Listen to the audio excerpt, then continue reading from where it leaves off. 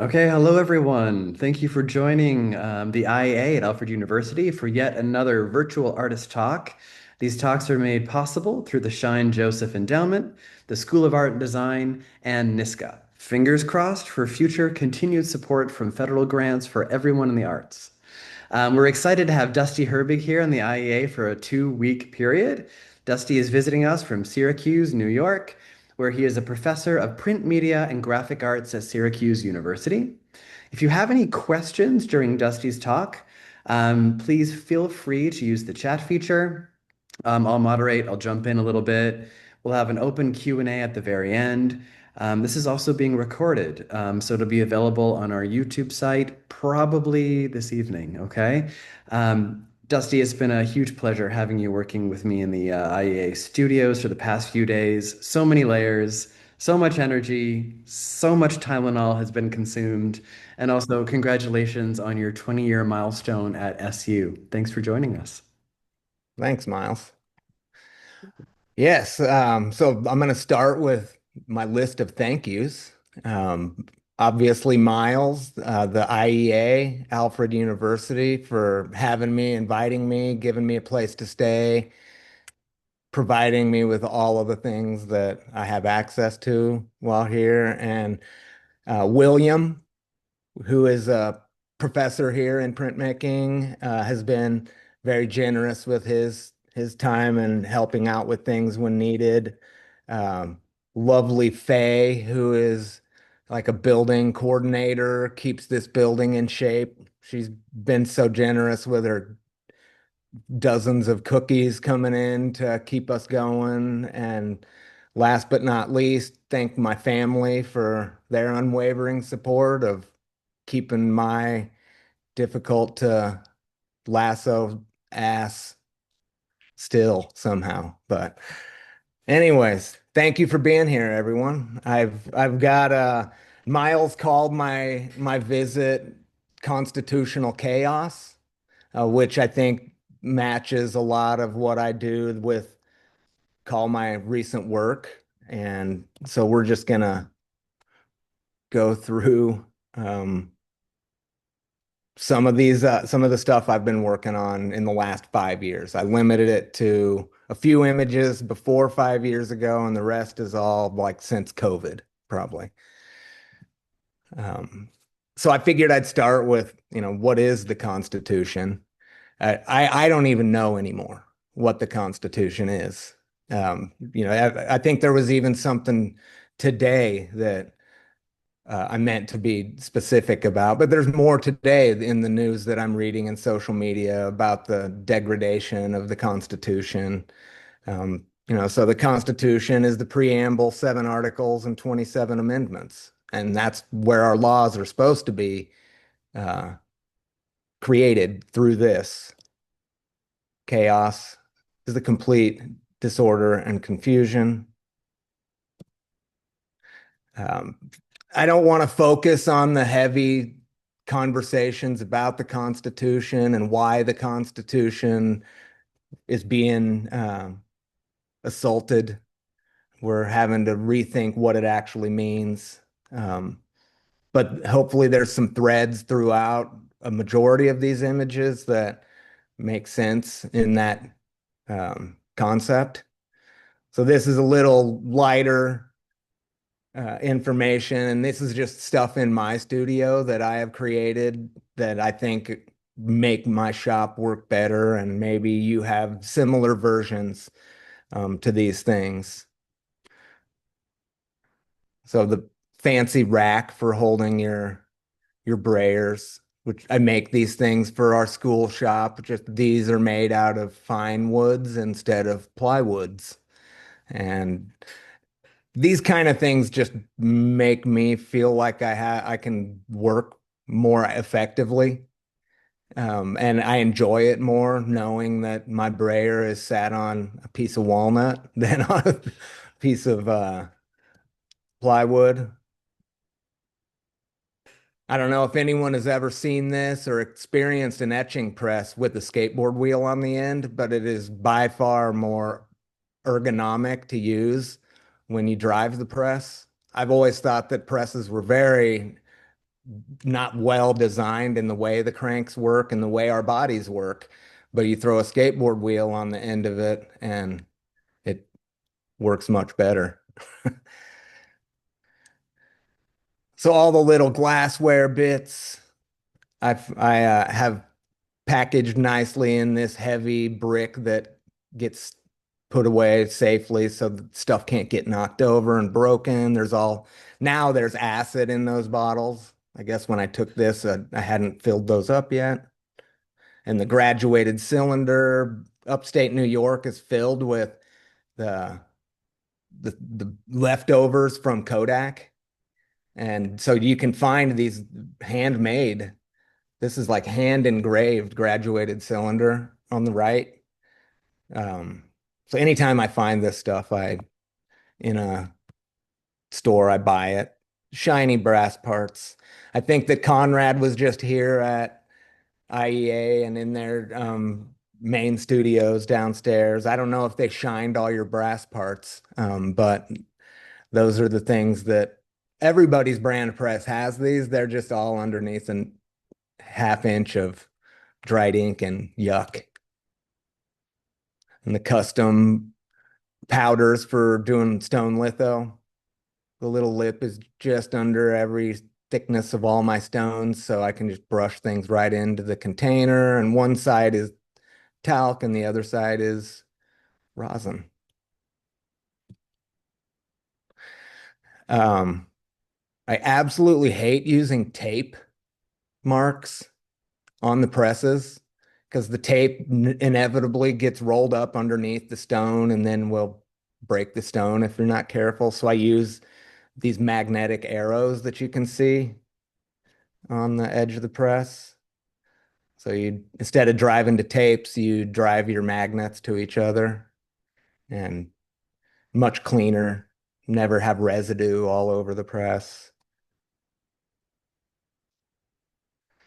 And then my little tear table area, which depending on what press I'm working on, I can move it to the other one. So if I'm working on the litho press here, I can put this table on the etching press and it keeps everything still. And as you see on the right, that's like a little notch to make sure I'm always cutting square if I'm following. I don't have the drawing or can you see my arrow? Yeah, over here there's graduations, so markings for how far off it is to tear the paper or whatever. I love this aspect of any shop that has a straight edge that you don't have to really hold. You know, when you use a straight edge and it's just open, it's always going to cut a curve, or if you're not careful, it does. This makes your life easier. And just some open shots of the space. So my garage print studio, COVID happened. I had been fortunate to get my hands on two disassembled presses from the University of Maryland.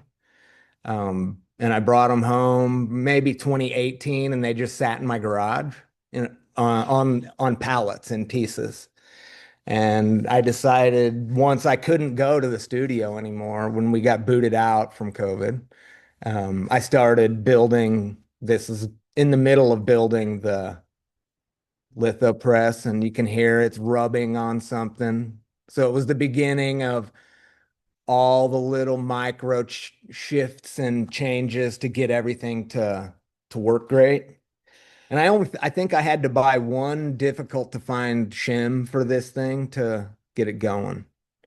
For a few dollars, I bought it at the Caterpillar repair garage, and they didn't know what to think of an artist coming in asking for a shim that was I don't remember 5/100ths thick and it had to be this inside diameter and that outside diameter, and they found one. So shout out to Caterpillar.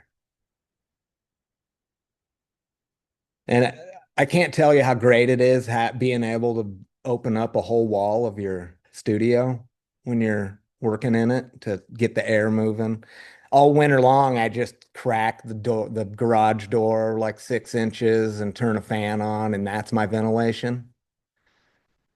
And the studio looks much different than than in this image. I'm not gonna torture you guys with a whole graining video, but outdoor driveway grain sink. So I also had to bring my drying rack home from the art building at school, which was all these things are all it never fails. I'm doing it on my own. So how do you get a drying rack off of the truck by yourself without ruining it? I wish I had a video of it, but I did get it down safely and into the space. Dusty, we need to know how you did that. You can't just leave us hanging like that. Well, basically, I had laid it down. I put the wheels all the way to the edge, was getting ready to fall off. Then I just laid it down on its back and then pulled it out and then gently put the wheels on the ground. And then, like you would, there's only one way, really, if you with one person. And I did have to do that with all kinds of heavy stuff that gets moved all the time by yourself. You just take a lot longer to do it, but you don't have to ask for help. So this is my customized carving sled that I have just on the other side of the wall from the garage. And the whole sled moves up and down. Actually, in this picture, there's a jack. Like that jack didn't work at the end. And so I've disassembled that and used the pulleys. So you can see the pulleys and the eye hooks on the top. I actually put a counterweight system on the back, and now it just lifts, raises, and lowers with one hand. And then you can maybe see these little holes down here. I used the coins from for letterpress. Our letterpress space in SU had like hundreds of those coin wedges that you put together. And so there's two coins inside of here and up here and over here and over here. And I just turn it a quarter turn and it locks it into place. And then you can really bear down on it. I stand as I carve most of the time and just move my whole body down the carving sled. I just learned I can't do it hunching over um, on a table or like students doing steamroller printing, they just sit on the block, and you're carving right towards your femoral artery as you're carving between your legs. I don't like that. No, you don't need to watch that. I brought this to Miles. This is a little faster way to mix your inks. Much faster, I think. And I think it does a better job. You don't have those uh, streaks that show up sometimes. And this is about the time I really started going on Instagram, like trying to make some reels, trying to increase the followers, maybe get lucky and get paid somehow for doing that kind of stuff. Has not happened yet. Not gotten paid at all from any of it. But now I'm better at it and have more skills to do a bunch of different things. Um, so just a fun shot of the skateboards and the printmaking stuff. It's also my garage is a bike shop and it's a wood shop, and sometimes all of what you're seeing here is covered in dust, sawdust. And then I actually just get rid of all the super light things and I blow it all off with my leaf blower. Just open the garage door and just blow it all out. And that actually works pretty well for getting everything clean and out of there. The ridiculous collection of tape measures. So I did include a few images of my pool building project. And during the pool building project, I needed a tape measure in every part of the house and yard. So I didn't have to walk to find it. So I think I have a dozen tape measures. This was a great project. All my, now she's 14, but here she must have been 9 or 8 or 9. I For her birthday, we had all her friends brought sent me drawings they made, and then I carved their wood blocks of their drawings, and we ended up with what do we got 10 kids here that all made a drawing that I carved, and then the ghost print from everyone else's block became the background, so they'd have kind of a print of all of their friends' prints too.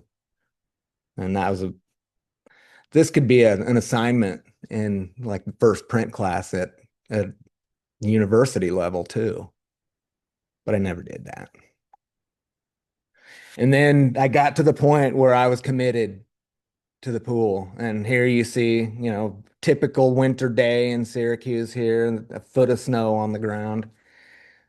And then this is my first drawings of the pool on the ground, what maybe it could look like. And then we could stare out the window for till it snowed again and really see what it would look like and walk around in the backyard, imagine how much space we needed for the tables and to walk past if without falling in the pool, all that stuff. And then that was day one of the project.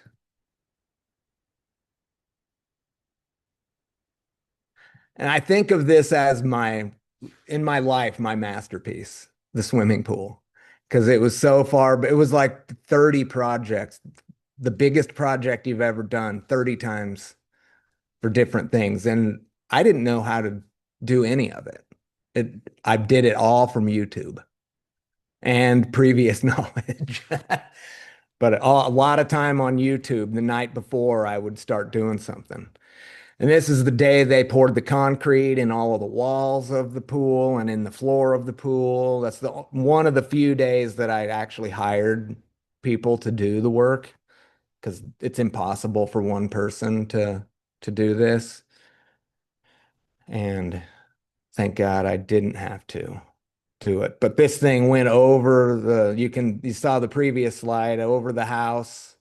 You have to sign waivers. The insurance doesn't cover a problem if that thing falls on the house. So that was scary. I never did tile before. I learned to do tile, and now I now I think I feel like I can do just about anything. And this is what happens when you go to the dump. If you don't ever go to the dump, this is what it looks like. A mountain that's 200 feet tall. And thankfully, well, not thankfully, but coincidentally, the bulldozer was in the perfect location. And then this is a picture from like a couple of weeks ago. And here's kind of a nighttime view with the camping spot where I made sure the ground in that part was flattish, but still ran water away from the pool. And it can fit 2 tents about that big on the grass. Dusty, why haven't we seen David Hockney style pool prints coming from you yet? Nah. What's her name? Kristen Martinic, something like that. She did the awesome pool prints that I couldn't match. So, Okay. um, Okay. all right. So, no more about the biggest, best, most awesome project of my life. These are the things that you probably more interested in seeing. So I just picked out a few of my older things. The acid tint reduction for litho, so now we're into the surveillance part of where my mind goes when you're thinking about the Constitution and your right to privacy. And I made these about the time that key, uh, the pipeline up in North Dakota. I can't remember what Standing Rock. Was that what it was called? Anyways, they were the big pipeline that went right through an Indian reservation, and there was a lot of protests and people from all over the country that were going there, and they were being surveilled from 30,000 feet by predator drones. And so this is a Reaper, which is a predator with weapons on it. Um, and this is like now what they would be surveying um, in wartime kind of places.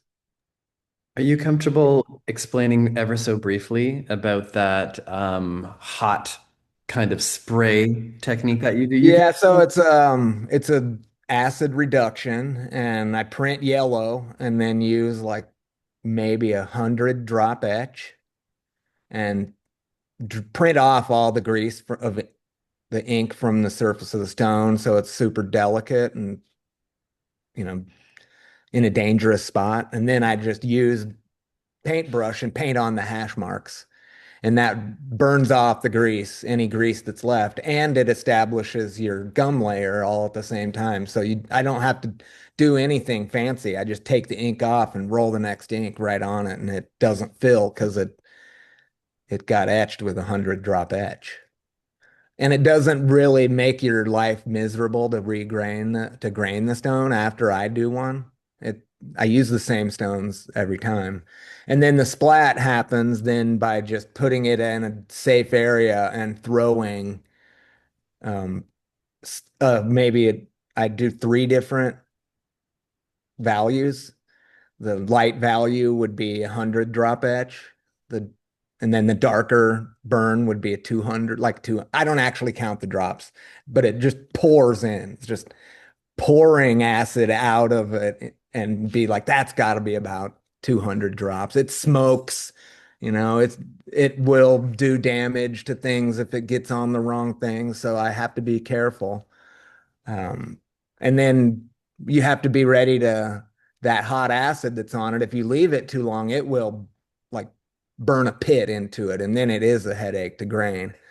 But I'm ready at the grain sink with full bowls of water, multiples, and a garden hose, and it all just gets doused um, as immediately as possible and rolled up in red. So this is yellow, then red, then green over the top. So the green's super transparent, makes better than if it was black.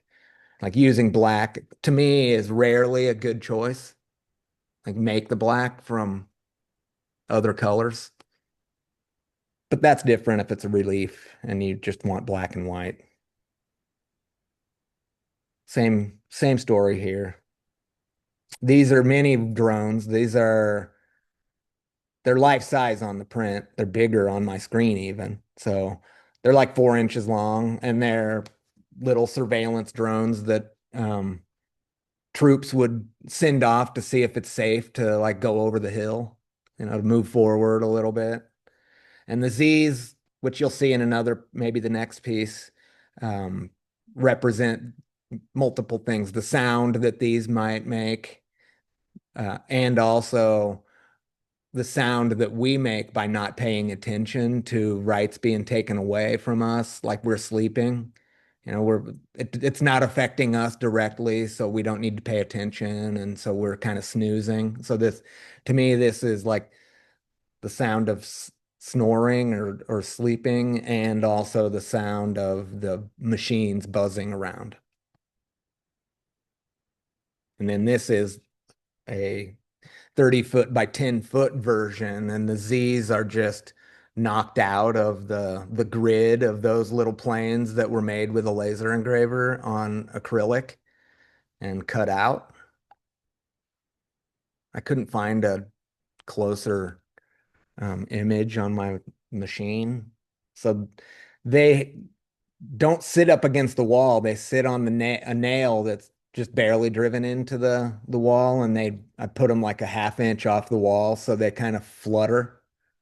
And in a big room, there's always a few of these things moving, and all you can't tell in the photo, but the nail heads are all dabbed with red marker. So that in my mind, that's like the power button.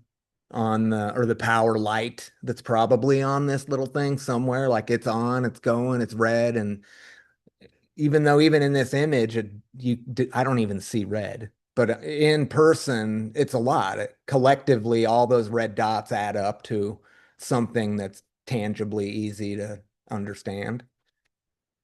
And the same things. We're not paying attention. They're buzzing around making sounds. And I can't remember, I never remember why, but there was a specific reason why there was this many. There was like 1,500 of them, and that number meant something significant at the time I did it. It was like number of people that had been killed or, some statistic that isn't a happy statistic. Um, so I got commissioned by our former director to do a mural on one of the walls in the art building. So I came up with this idea and I spent a whole summer carving um, the blocks, 16 2 foot by 4 foot wood blocks to make the hand. And then it was like 275 outlets in the background. And I spent 2 weeks at a residency in Venice printing the outlets. I did not work at that residency like I am here though. I only went with one little thing in mind, so I took my time and it went easy and I enjoyed the Venice. Um, but this is installing it, putting it up with wheat paste, and then this is how it ended up. And it's right on the parking lot by the bus stop, so especially at night, there's big windows like over here on the other side of that, so you can see it from a long ways away.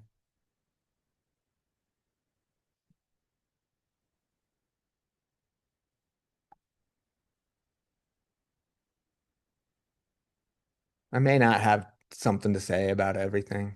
This was actually a demo, a live Zoom demo, like during that time, where we were trying to get people to go to our grad program because and we're showing off what we can do. And I totally fucked this one up and missed registration by a long ways, but it was a happy accident.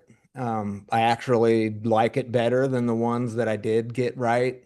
And this kind of led me to doing some things that I'm still doing today, where I'm kind of making things fall off the page or do things that especially a printmaker would see as a mistake, but hopefully it's such a bad mistake that they can see the intention in it. But this was an accident in this one. Just playing with old lithos. These became their own editions so there's an edition of these that are done in petri dishes. They can be displayed in a bunch of different ways. And you can't see it, but on the lids it says made in Canada on them. And I just wrote by hand with my etching stylus near Canada. So it wouldn't be because the packaging was made in Canada, but the artwork not. Oh, and I didn't show the other. So there's also an edition of the little circles that came out of there, and I put them in these tiny little vials. And it's just a print, but it's all circles, and it's in a little vial that they would use to for urine tests, for like a drug test. This was a letterpress project that I don't think the next one, yeah. The other side of the print says trip. So on letterpress, there's print mode and trip mode on the Vandercooks. And this was started as a demo, how to use the letterpress, and became an exchange portfolio piece for something I can't remember. And this is the first time I made custom glassine envelopes instead of, a single flat glassine sheet or, We get like, oh God, they want me to do a fold over for glassine. I'm like, fine, I'm going to do a whole envelope. And now I've done a few exchanges doing the envelopes, and people always love the extra mile. Printmakers love the seeing the labor, knowing that you did all that work for nothing. Like nobody is going to appreciate it but me, and thank you. So, and I do those things with my packaging when I ship things to shows as like a thank you to the person that's opening it up and shipping it back to me. Like I've What tried to be nice to those people. what was that golden crate story you Yeah, told? I don't know if I have it in these slides, but I made there's actually there is a piece that's in the box. Like that the last one was a litho. This is a letterpress. That's a litho. But yeah, I did make a couple of packages now using gold vinyl because the prints that are inside of them they're covertly anti-Trump. I mean, everything is anti-Trump that I make, but these were really about him and about the horse shit that he pulls. So they get it, and it's in gold. And I've wanted to make it look like an actual gold bar, but it's just a gold box. That's a weird slide.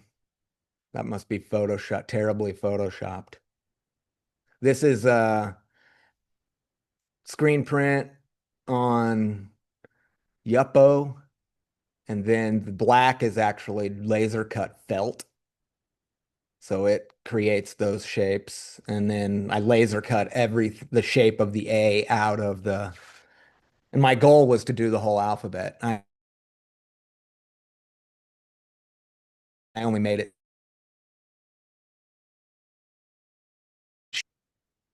And this is actually the same thing. And I went all in on flocking.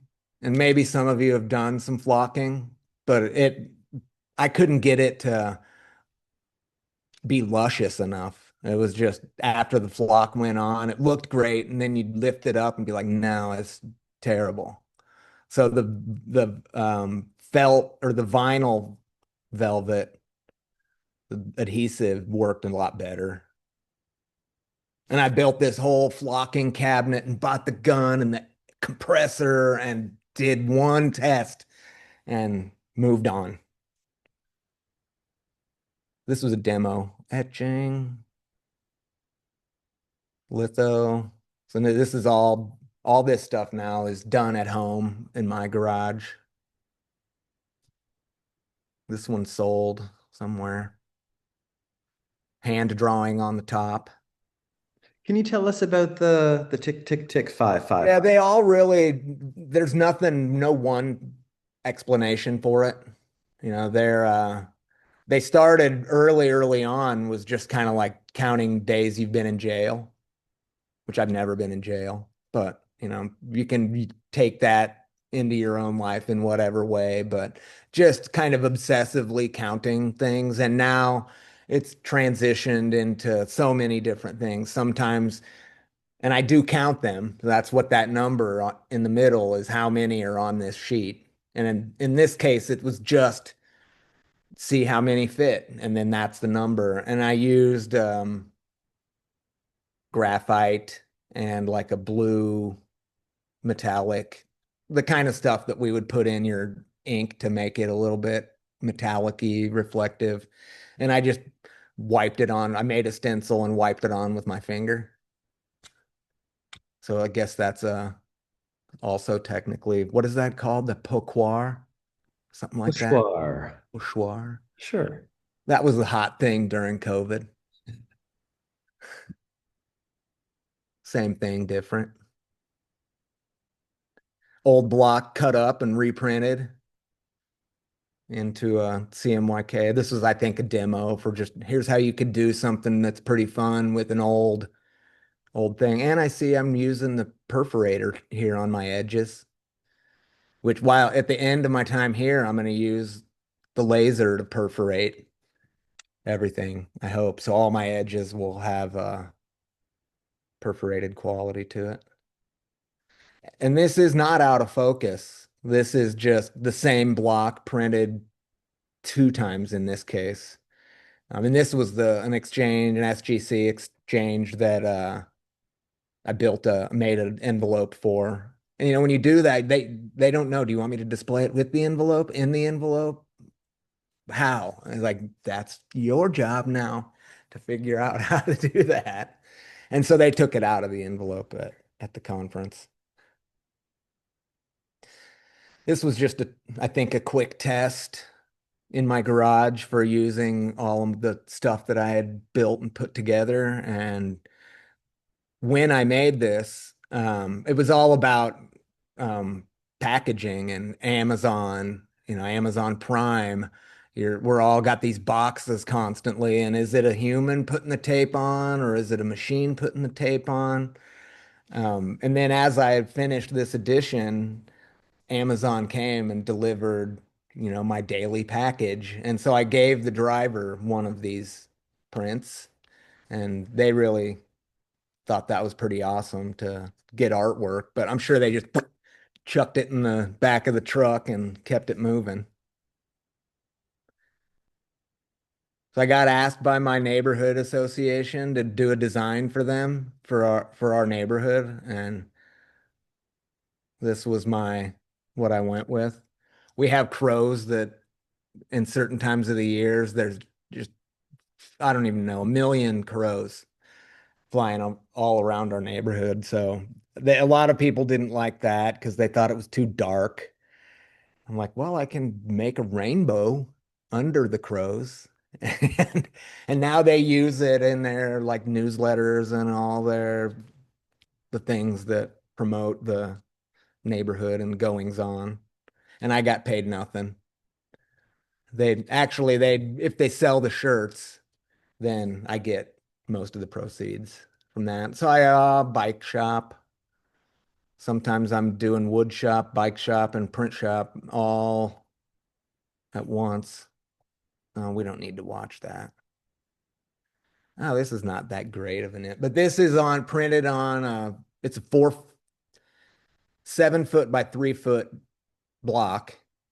And you saw me carving it on that little video that I stopped. This is that. So it's all printed on fur, faux fur. And this impression didn't work as well as some later impressions that I did. Um, but this is the one that I rolled up and put in a gold box that um, got shipped off to a couple shows already. You print on weird things and people like it. You print on paper, it's like, I've seen that. Oh yeah, here it is.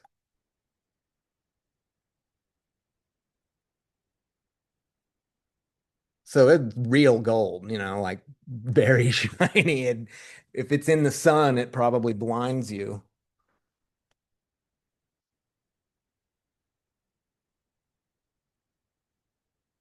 And notice I'm at the school here because all clean things have to happen in a clean space. You get the point. And this is getting kind of close to what I'm doing now. This is for a portfolio that Melanie Ozzie did that was just due a month ago or something. And many people, there's like 100 people that did this. So some of you may have also participated in this one.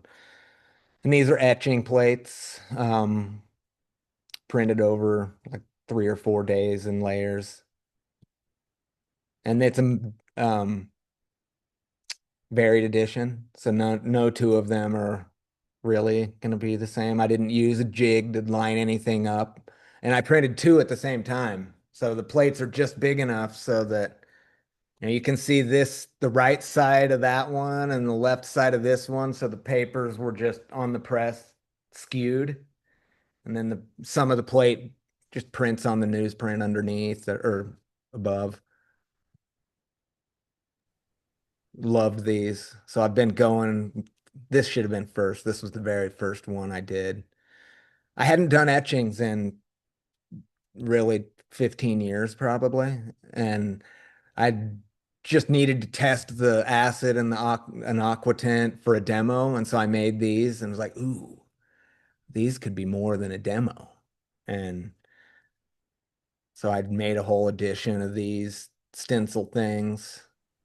Can you talk to the rounded corners and the perforation a little bit? Yeah, so the rounded corners for me are representing how we get our information on our phones and our tablets. You know, that stuff has all got the Apple stuff anyway, has the rounded corners, and the the perforations are they I usually just do that on exchange work that is going to be held. It's meant to be handled and not necessarily framed up. And so I like that added bonus of to me, it's just a step beyond the deckled edge.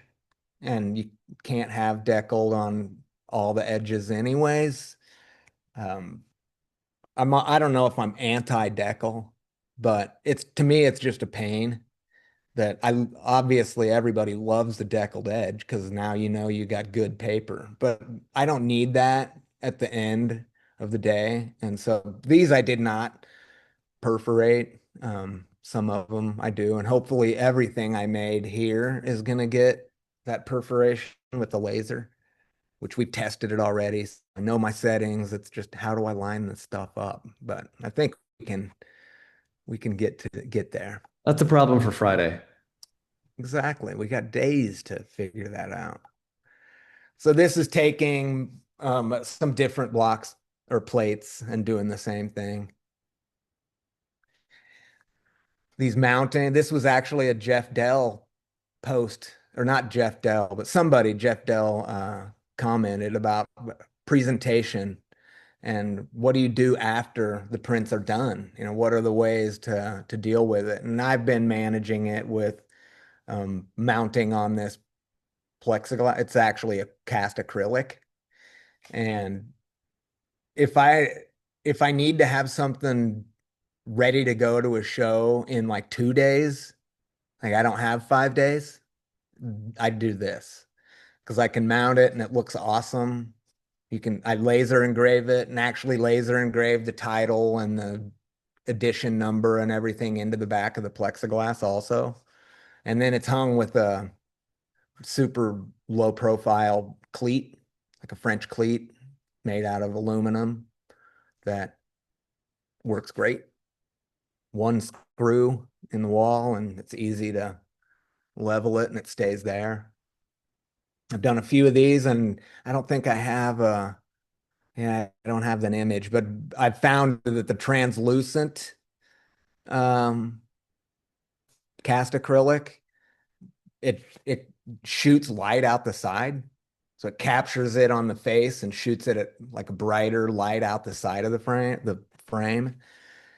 So the next ones I do, I'm going to leave a little more space on the edges so that it can capture more light and illuminate the edge just a little bit more.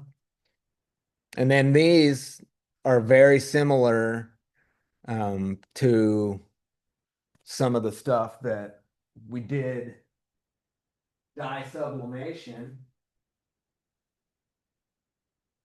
Same thing. This is just on polyester satin. And these here are on gold lame, I think is what it's called. So it's got these like dots of shine on it. Um, Looked great. Custom radiused corner frames for it.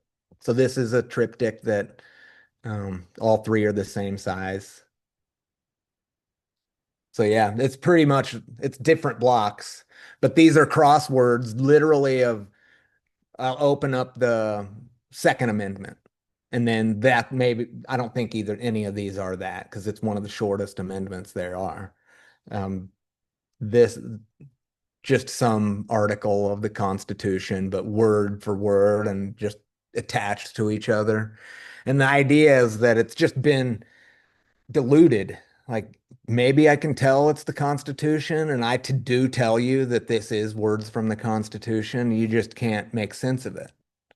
And I feel like even if I read the whole thing word for word, line by line, I still don't understand how we get to where we are in politics with that obviously not following the Constitution. So it's just breaking it up and breaking it down and um, printing it on gold because that's what Trump would want if he was gonna have a constitution, it would be carved in gold.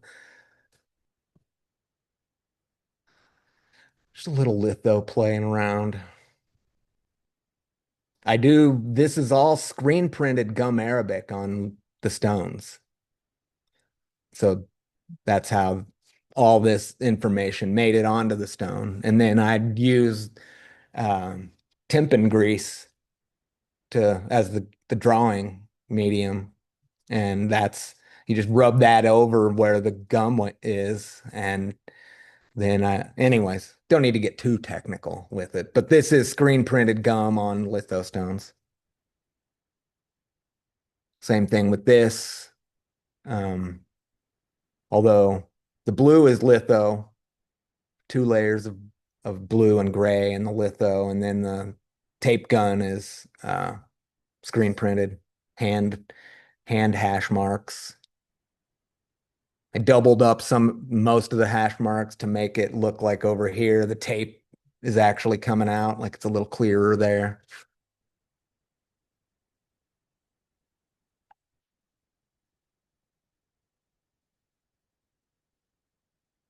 And this is actually what I was intending to do day one when I got here was to make make a couple, like three lithos like this, and then use the lithos themselves, photograph them, and turn them into laser cut wood blocks. But litho was out of commission, so I shifted gears and I just did the same thing on paper. And then I made 10 of those, which are now going to be finished artworks. So I think I'm going to have 8 editions when I'm done here. No smaller than 10, and one that's 30, and then the biggest of them is the largest size and 40. I think we did 40 on that. So here we're almost done. This is just in the last 2 weeks, last 10 days. So one image is on the left, separate images on the right. We have changed the one already on the right, and the one on the left is about to get some another layer, screen print layers now. Yeah, all these are getting screen print layers of some sort on them. So right now we're looking at laser wood blocks, which you beautifully took down to the wood shop to round those edges off like perfectly. Thanks. I can't do that. It's beautiful. Everybody's scared of the wood shop. As I was telling Miles, I have been doing wood shop since the 7th grade.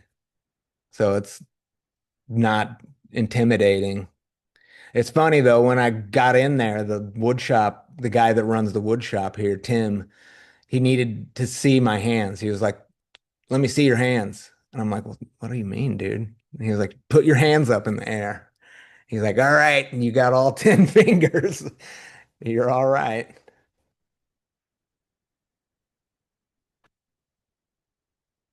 Oh man, that's this video.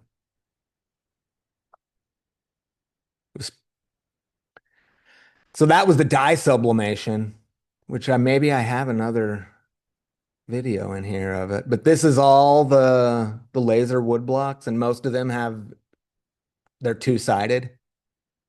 So I think I ended up, what is this?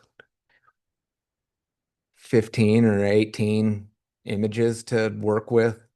And I had to really just say, let's just concentrate on making these blocks so that, once we get ready, we're really printing at that offset press. Surely I got something in here that we don't have to be like, ooh, well, we need this block, and now I got to stop and go calibrate things. So I just spent like till 9 o'clock every night. I would stay up here, and you know, a couple of those things took 2 hours to burn. These are the paper stencil versions I did, which I absolutely love these. They're not done. There's going to be, on some of them anyway, we'll get another layer of screen print, a super fluorescent pink or green or something not as gray. That's all for my artwork. And then I just wanted to mention that for those of you that are in this region, the 20-year anniversary of Lake Effect Editions will be exhibiting everybody that has made a print with us that I have. Some people may, like Crystal Wagner, made an installation that had to be, it was destroyed after it came down.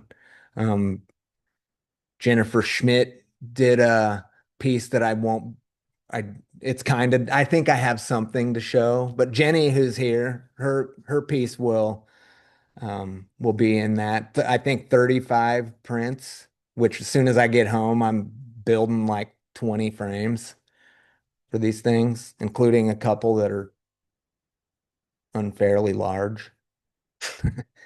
And then this, instead of showing any of the artwork that we've done, I just showed some of the posters that I and others have made for our visitors. I like to prioritize the different poster, the handmade, or like maybe Hancock's wasn't handmade, but it's different than the sterile university created, template that everyone's looked the same.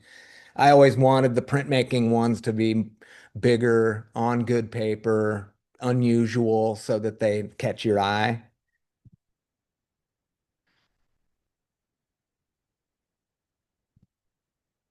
And that's it. Hey, thank you very much, Dusty. Oh my gosh, it's been so great having you here, and we still have a few days, so I'm not going to say thank you yet. There's so much we're still going to be doing. If there are questions, we can use the chat. I could also unmute people. Are you up for receiving a few questions Oh, from? absolutely. Okay, let me click some magical buttons here. Um, You should be able to unmute yourselves now.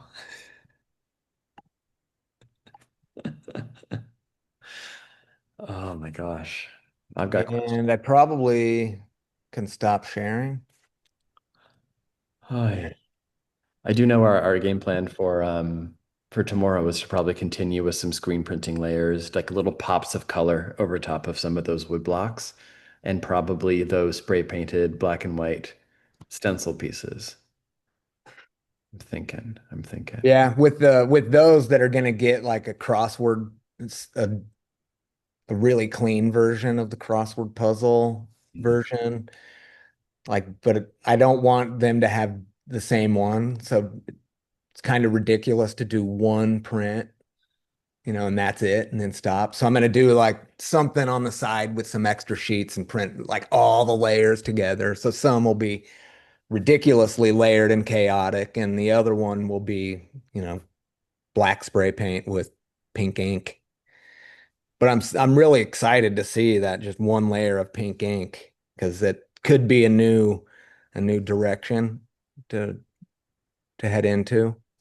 You got a question from Taro in the chat. How do you maintain energy to continue with your projects, mental and physical, to keep on going? The mental thing, I think at an event, not an event, but an opportunity like this is like I've just learned over the years I have to be super flexible in when you go away. Like in your home studio, like I'm just like the rigid guy, but do it the way I do it. But when I go to these, it's like take the suggestions. If somebody else is seeing something in my studio, nobody ever gives any input ever really. So being around Miles, it's like, oh, well, what about this? Yes, that. We're doing that. I think only a couple things I've said, no, we're Yeah.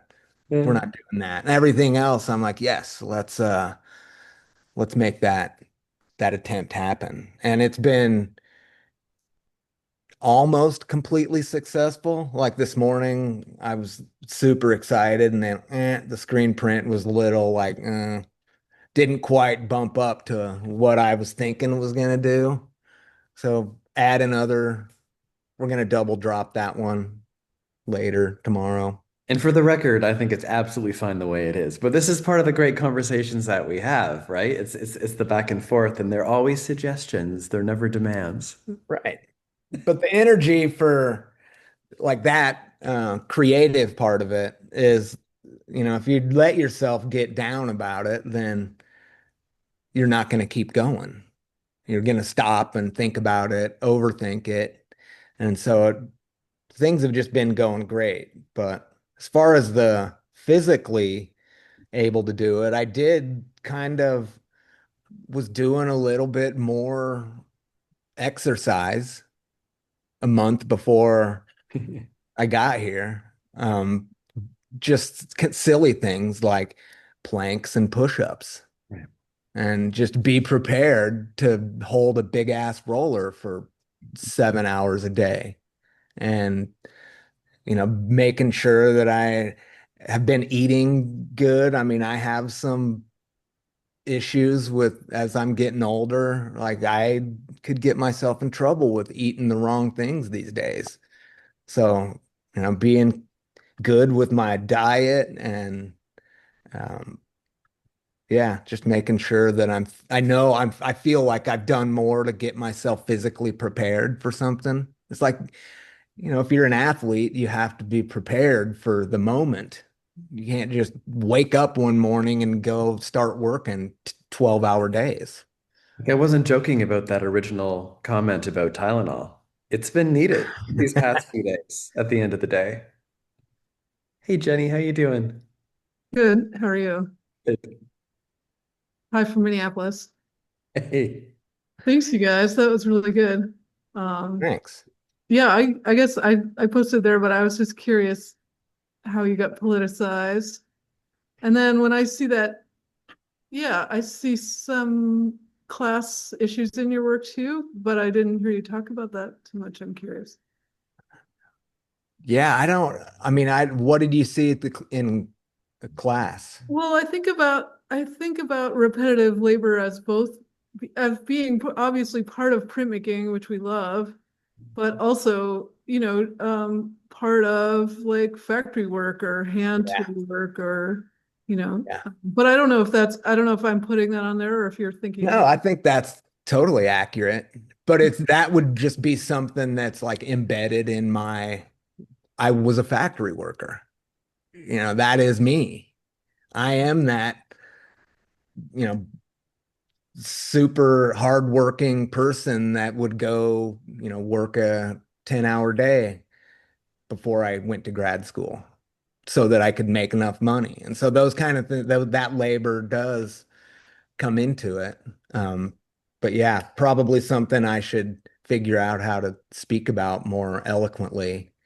Um, but a lot of this stuff, I feel like I wanna just be pointing out things that piss me off, and without just like putting it in the title. You'd have to think a little bit about it. Um, so yeah, I don't know if I have a prepared answer for the class question. Um, I don't know. To me that I have been lower class, and now I'm maybe lower middle class, but both my wife and I grew up like lowest class. And so to be a professor at Syracuse University when, I grew up on welfare my entire life, and now people look at me like I'm wealthy because I'm an art professor. And you have a pool. I built it, It's saved amazing. half, it cost me half. But I do prioritize those kind of luxurious things now, but they're always I can afford it because I built it. or, I didn't have to pay a premium for it. I did it as cheap as possible in my way. I tried to get somebody to build my pool, but they would only build their pool, and I wanted my pool to be built. And they're like, then you need to build it. So I did. Yeah, But and that's then a good sorry, question. just can I follow up just that? Yes, I mean, please. I love that part of printmaking, right? That it has that part of just work in it, right? There's just a times when you're just working. You're not like thinking up a new idea. You're just working and it feels good, right, to work with your body. And but it's also interesting that you're maybe getting a little more spontaneous with the work. I think you've always been so good at that, at like innovating in the moment. But I guess how does that feel compared to sort of having more of the plan of an edition Yeah, that I mean it's like I'm two different people when I'm at home working versus when I go away because I'm like I have to change the way that I operate because if I operate the way I do at home, I'm just gonna like get other people uptight and I'm gonna be uptight because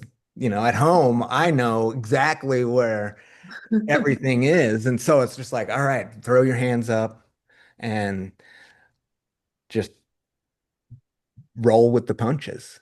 And I think if you go into that with a mindset, then it's not that hard to be able to say, yeah, let's do that color. I've never used that. And Miles never said green. So that was good because I have a hard time using green. And Uh, green is one of my favorite colors, so I'm surprised. But There like, is some green in one of these things, kind of, you get a little too much yellow near the black, turns green. So now I we know Dusty's kryptonite. Green. How about make that green? have I don't know if it's kryptonite, but maybe close. if there were punches along the way, you did an excellent job of hiding those.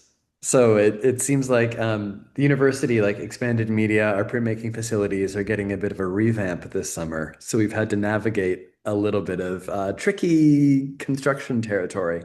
But so a few things have been available one day and then not available the next day. So that flexibility you're talking about, I'm grateful that you're able to do that as well, because we always want the best for our residents when they come through.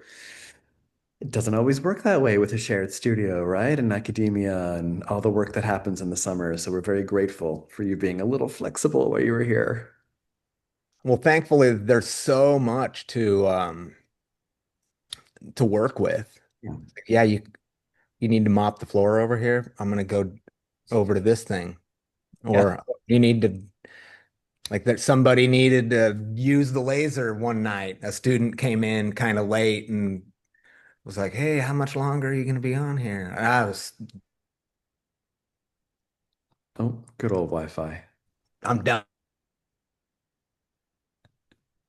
Do one more block. So it's um, just being ready to Pivot. bend. Yeah. Are there any final questions that people may have?